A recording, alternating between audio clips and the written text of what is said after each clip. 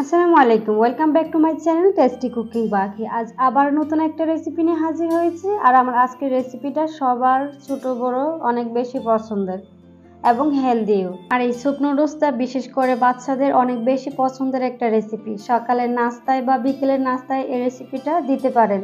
শীতের সকালে বা বৃষ্টির দিনে এই নুডলস স্যুপ হলে তো আর কোনো কথাই নেই। চলুন তাহলে এই সহজ রেসিপিটা আজ আপনাদের সাথে শেয়ার করি। প্রথমে চুলায় একটা প্যান বসিয়ে দিয়েছি। প্যানটা গরম হয়ে আসলে এখানে দিয়ে দিচ্ছি 2 টেবিল চামচ সয়াবিন তেল। তেলটা যখন গরম হয়ে আসবে তখন আমরা এখানে একে একে সবজিগুলো ভেজে নেব। এখানে নিয়েছি টমেটো, কাঁচামরিচ, গাজর, রসুন কুচি, আলু, বরবটি আর ধনিয়া পাতা। প্রথমে আমি রসুনটাকে 1 মিনিটের মতো ভেজে নেব।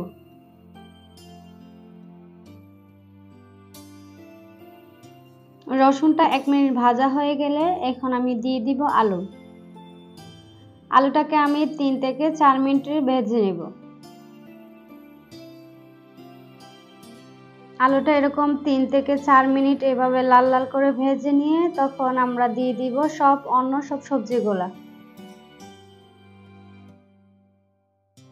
অন্য সবজিগুলো দিয়ে এভাবে নেড়ে চেড়ে 3 থেকে 4 মিনিট ভেজে নেব।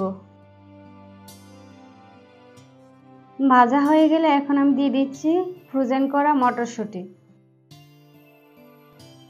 এখন আবারও সবগুলো সবজি একসাথে 3 থেকে 4 মিনিটের মতো ভেজে নেব।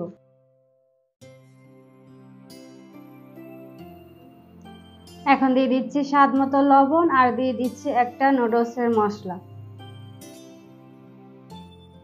মশলাটাকে দিয়ে তারপরে আমি ভেজে নেব। 1 থেকে 2 মিনিট ভাজলে দেখবেন যে মশলাটা সবজির সাথে ভাজা হয়ে গেছে। এখন আমি দিয়ে দিব টমেটো কুচি। টমেটো কুচিটা দিয়ে আমি 3 থেকে 4 মিনিটের মতো ভেজে নেব। তারপর এখানে দিয়ে দিব পানি। আমি 2টা ম্যাগি নুডলস নিয়েছি। এখানে 2টা ম্যাগি নুডলসের সাথে আমি 4 কাপ পানি দিব। এভাবে মেপে মেপে আমি 4 কাপ পানি দিয়ে দিব।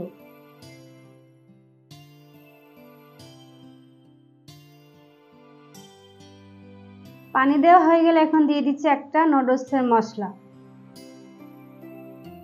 মশলাটা দিয়ে আমি একভাবে মিশিয়ে নিয়ে দেন আবারও ঢাকনা দিয়ে ঢেকে ওয়েট করব যতক্ষণ না পর্যন্ত পানিটা বলক আসে। এভাবে পানিটা বলক আসলে আমরা ঢাকনাটা উঠিয়ে নেড়ে দিব।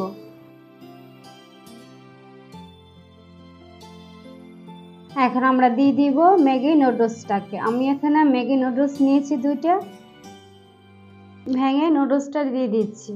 যেহেতু নুডলস স্যুপ রান্না করতে বেশি সময় লাগে না, তাই নুডলসটা দেওয়ার পরে 3 থেকে 4 মিনিট এখন রান্না করে নেব। ঢাকনাটা দিয়ে তারপর রান্নাটা করে নেব।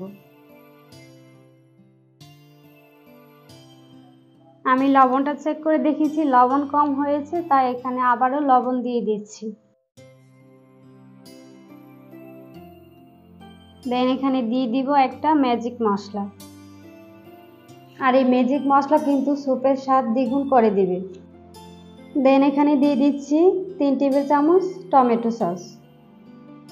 টমেটো সসটা দিয়ে আমি সবগুলো উপকরণ একসাথে মিশিয়ে নিয়ে ঢাকনা দিয়ে ঢেকে আমি নুডলস স্যুপটাকে আরও 5 থেকে 6 মিনিটের মতো রান্না করে নেব।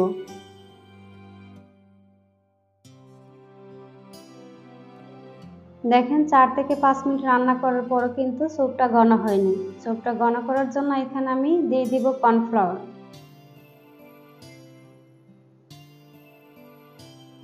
প্রথমে আমি একটা বাটি নিয়ে নিয়েছি। এখানে আমি দিয়ে দিব 2 টেবিল চামচ কর্নফ্লাওয়ার। আর এখানে 3 টেবিল চামচ পানি দিয়ে আমি কর্নফ্লাওয়ারটাকে গুলিয়ে নিব।